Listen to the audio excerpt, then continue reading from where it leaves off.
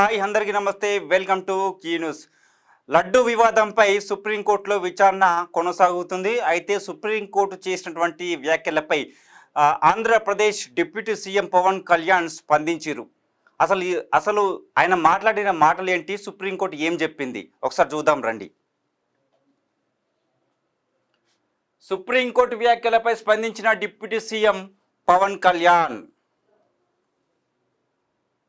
తిరుమల లడ్డు వ్యవహారం దేశవ్యాప్తంగా చర్చనీయాంశంగా మారిన వేళ సుప్రీంకోర్టులో విచారణలో కీలక వ్యాఖ్యలు చేసింది. తిరుమల లడ్డు కల్తీ వివాదంపై మంత్రి సుబ్రహ్మణ్య స్వామి దాఖలు చేసిన పిటిషన్పై సుప్రీంకోర్టులో సోమవారం విచారణ జరిగింది. ఎవరైతే సుబ్రహ్మణ్య స్వామి ఉన్నారో ఈ లడ్డు వివాదం జరిగిన నేపథ్యంలో వైసీపీ పార్టీ మీద టీడీపీ పార్టీ చేసిన వ్యాఖ్యల మీద, ఆరోపణల మీద ఆయన సుప్రీంకోర్టుని ఆశ్రయించారు. సుప్రీంకోర్టులో ఈ వివాదం మీద ఒక పిటిషన్ దాఖలు చేశారు. దానిపైన సుప్రీంకోర్టు స్పందించింది. సుప్రీంకోర్టు స్పందించిన వ్యాఖ్యల మీద పవన్ కళ్యాణ్ కూడా స్పందించారు. మళ్ళీ ఆయన ఏం చెప్పిండో ఒకసారి చూద్దాం.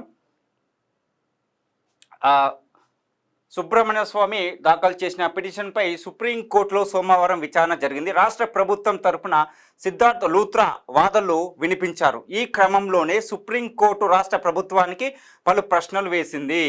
సుప్రీంకోర్టు ఆంధ్రప్రదేశ్ ప్రభుత్వానికి కొన్ని ప్రశ్నలు వేసిందంట. కల్తీ జరిగినట్టు తేలిన నెయ్యి ట్యాంకర్ను అనుమతించలేదని టీటీడీ చెబుతోందని, కానీ ఏపీ సీఎం చేసిన ప్రకటన దీనికి భిన్నంగా ఉండటం ఏంటని, కల్తీ నెయ్యిని లడ్డులో వాడారో లేదో పూర్తిగా తెలియకుండా సీఎం ఎలా ప్రకటన చేస్తారని, అలాగే విచారణ కోసం సిట్ని ఏర్పాటు చేసిన తర్వాత కూడా సీఎం మీడియా ముందు ప్రకటనలు ఎందుకు చేశారని సుప్రీంకోర్టు నిలదీసింది.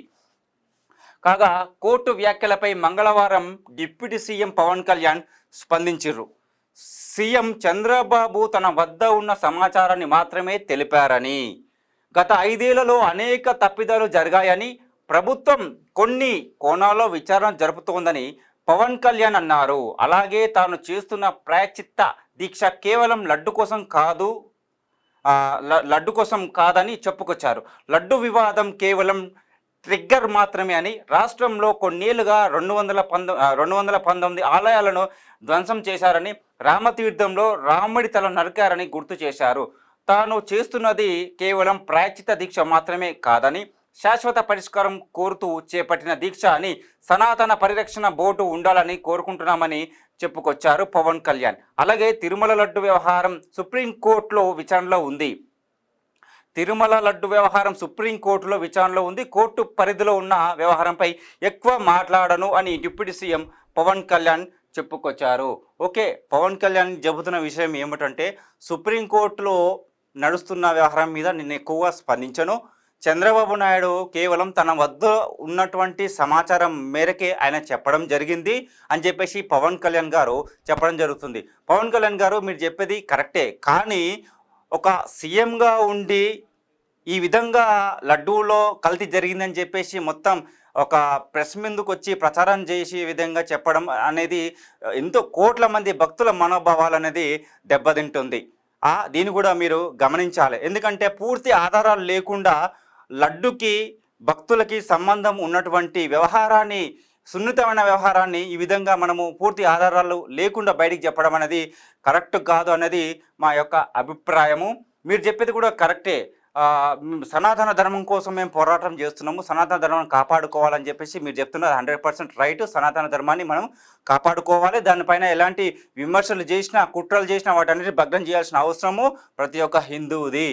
ఓకే, లడ్డు వివాదం కేవలం ట్రిగ్గర్ మాత్రమే అని, రాష్ట్రంలో కొన్నేళ్లుగా 219 ఆలయాలను ధ్వంసం చేశారని, రామతీర్థంలో రాముడి తల నరికారని గుర్తు చేశారు.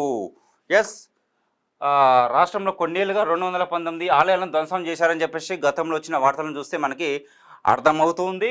దానిపై పవన్ కళ్యాణ్ కూడా అప్పుడు ఆయన కూడా పోరాడారు. అది మనకు తెలిసిన విషయమే. రామతీర్థంలో రాముడి తల నరకారని గుర్తు చేశారు. రామతీర్థంలో రాముడి తల నరికినప్పుడు కూడా చాలా వివాదం కొనసాగింది.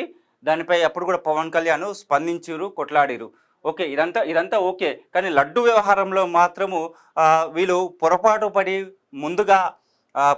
ముందుకు వచ్చి చెప్పడంతో ఇవాళ మొత్తానికి టీడీపీ ప్రభుత్వానికి ఒక మచ్చ ఏర్పడే విధంగా అయినట్టు సందర్భం మనకి ఇక్కడ ఇది చూస్తుంటే కనబడుతుంది. అసలు పూర్తి ఆధారాలు లేకుండా చెప్పడం అనేది కరెక్ట్ కాదేమో. ఇప్పుడు సుప్రీంకోర్టు కూడా అదే చెప్తుంది. పూర్తి ఆధారాలు లేకుండా మీరు బయటికి ప్రకటన ఎట్లా ఇచ్చిర్రు అని చెప్పేసి సుప్రీంకోర్టు కూడా చెబుతుంది. ఎందుకంటే తిరుపతి లడ్డు అంటే మామూలు విషయం కాదు. తిరుపతి లడ్డు అంటే దానికి ఎంతో ఇది ఉందన్నమాట. ప్రాముఖ్యత ఉంది. శ్రీవారి లడ్డు, లడ్డే శ్రీవారు. దానికి ఉన్నటువంటి ప్రాముఖ్యత అది మాటలతోటి నోటితో చెప్పేది కాదు. శ్రీవారి లడ్డు అంటే అంత గొప్ప పవిత్రమైన లడ్డు మీద ఈ విధంగా వివాదం చేయడం అనేది కొన్ని కోట్ల మంది భక్తుల మనోభావాలు దెబ్బతింటాయన్నమాట. ఎందుకంటే ఒక్కసారి ఆ ప్రకటన బయటికి రావడంతో ఆ జంతువు కొవ్వు కలిసింది అన్నప్పుడు ఎవరైనా ఏ భక్తుడైనా ఎట్లా ఆలోచిస్తాడంటే తినాలా వద్దా అని ఒక ఆందోళన వ్యక్తం మనసులో అనేది వస్తుంటుందన్నమాట. ఇది తినడం వల్ల మాకేమైనా అవుతుందా అని కూడా ఆలోచించే వాళ్ళు కూడా ఉంటారు. ఎందుకంటే కల్తీ లడ్డు అనేసరికి ఎవరైనా భయాందోళనకు గురవుతారు. ఎందుకంటే కల్తీ లడ్డు తినడం వల్ల ఆరోగ్యం కూడా దెబ్బతినే అవకాశం ఉంది. దీని ద్వారా ప్రజలకి ఒక నెగటివ్ మెసేజ్ అనేది బయటికి పాస్ అయిపోతుంది అన్నమాట. కాబట్టి దీన్ని చాలా జాగ్రత్తగా కేర్ఫుల్గా చూసుకోవాల్సిన బాధ్యత అనేది అక్కడ ఉన్నటువంటి రాష్ట్ర ప్రభుత్వాన్ని అయి ఉంటుంది. ఎందుకంటే లడ్డు వ్యవహారం అనేది అక్కడ తిరుపతి లడ్డు అంటే చెప్పనక్కర్లేదు. ప్రపంచవ్యాప్తంగా కూడా దానికి చాలా ప్రాముఖ్యత ఉందన్నమాట. లడ్డుకి చాలా ఆదరణ ఉంది. తిరుపతి లడ్డు అంటే ఒక్కింటికే కాదు, లడ్డు తెచ్చుకున్నామంటే అది 10 మందికి పంచుతారు. అదొక సాంప్రదాయము హిందుత్వంలో. ఒక లడ్డు తెచ్చుకున్నామంటే అది ఇంటి పక్కన వాళ్ళకి, ఇటు పక్కన వాళ్ళకి, ఇంటి ముంగటి వాళ్ళకి, బంధువులకి, తెలిసిన వాళ్ళకి, స్నేహితులకి అందరూ కూడా ఇచ్చుకుంటారు. అంత ప్రాముఖ్యత, అంత పవిత్రమైన లడ్డు అది.